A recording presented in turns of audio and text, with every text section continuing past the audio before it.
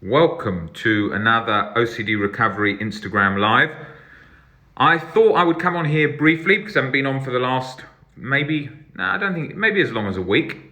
So I thought I would come on here and talk a little bit about the physical sensations of anxiety and learning to leave them there, learning to create distance with them. Now, let's think of it like this. Imagine, for example, when you are 15 years old, 16 years old, it depends, obviously, if you were going out at that age. But let's imagine you were going out with your friends and you'd started going out, started going to parties and so on, and you were very, very tired and you'd been staying up all night and then you had to go to college the next day and so on. Let's imagine that situation. Now, in that situation, you wore those feelings, those sensations, like an uncomfortable coat. That's what happened. You didn't think anything else of it. The same as with alcohol. Same as when you've drank too much the night before and you're hungover, you didn't give a damn most of the time. You still went to work, you still went to wherever you were going. But what happens with OCD is you become scared of these sensations. And when you become scared of these sensations, you then start to view them and put up a barrier against them. That's what happens. And when you put up a barrier against them, you feel that internal resistance. You're then aware of that. That in itself makes that barrier have more strength, makes that barrier apparent inside you. So, for example, if we're in quarantine at the moment, everyone is, and not everyone, depends where you are in the world, but when you come out of that quarantine, start living life again, you will notice little shifts in your thinking, like, this feels very liberating being able to go out at this time. This feels very liberating to be able to go out, to be able to do this that I wasn't able to do before. This feels more freeing and so on. And these kind of sensations will kick in and you will notice them. And that is very much the same with OCD. When you're free from it, when it's died down for a bit, or when it's raised, all kinds of things. The nature of this kind of world we're living in at the moment with the quarantine situation is we're all working strange hours and sleeping at different times. I know I definitely do at the moment because of the times that you can go out and so on. So it's all a bit sort of off the usual sort of structure of life, although we try and keep it as best we can. Because I work with so many different time zones, it's often in different times during the week. So does that cause me any discomfort? No, not really, because you're used to it and you think, well, it's not a big deal. Same as someone who was working maybe in a night shift, or someone who was working with a family and they had a baby was up, or had a lot of responsibilities, so they were a bit more rushing around at that time. These things, these situations, we adapt to them. But when you've got OCD, you don't do that. You get into a habit of thinking, this sensation that I am feeling inside should not be there. This is wrong. This means that I'm broken. This means that I'm not going to get better. This means I'm stuck like that forever. And those kind of things, that kind of stuff, is what keeps us locked in that cycle, because we become so scared of this whole sort of sensation. Well, think of anxiety, what it feels like. It feels like a sort of electrical energy that's sort of built up. You feel it in your chest, you feel it in your head. You may feel like it's a sort of flock of buzzing, not a flock, but you will notice it like a kind of electronic buzzing, or sort of like bees all buzzing in your head. And it will feel like that. It might feel tightness in your chest, palpitations, all kinds of different things. That is the nature of how this thing works. That's how this thing feels. So that sensation can obviously be more encompassing in different areas of the body and so on. So you get used to feeling that and observing that like a hawk internally. So you're constantly thinking, is that there? That shouldn't be there. Has that level dropped? How does that level feel? Where am I feeling that physical sensation?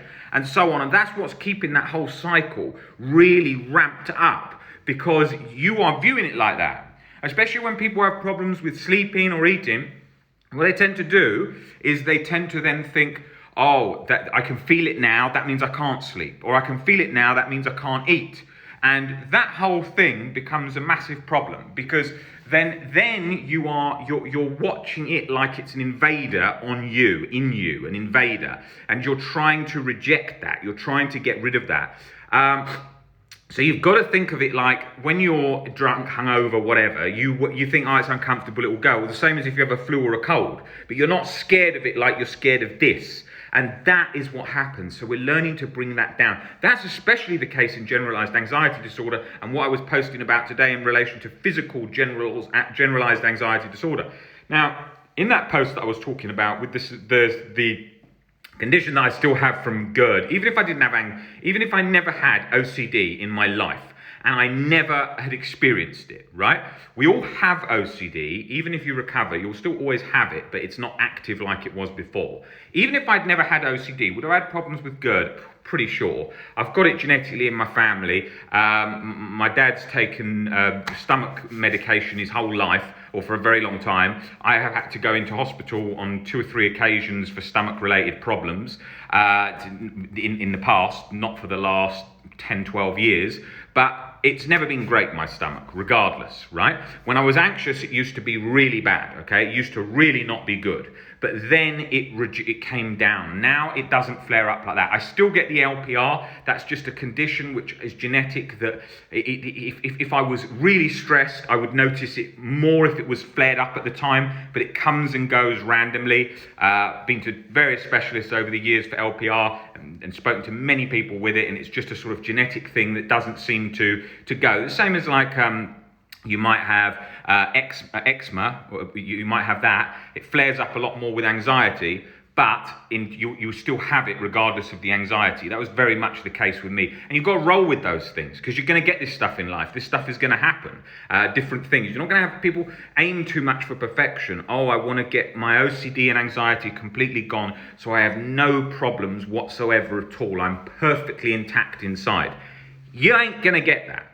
You ain't going to get that. There's going to be something. You're going to have some health situation. People have to roll with things. Think of what older people have to deal with.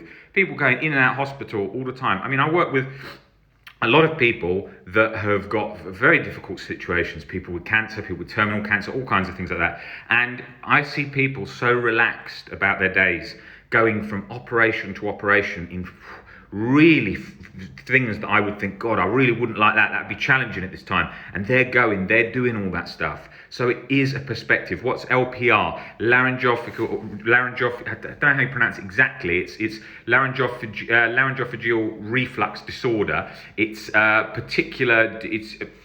Remember, I'm not an expert on stomachs. I might know about OCD, but I'm certainly not an expert on stomachs.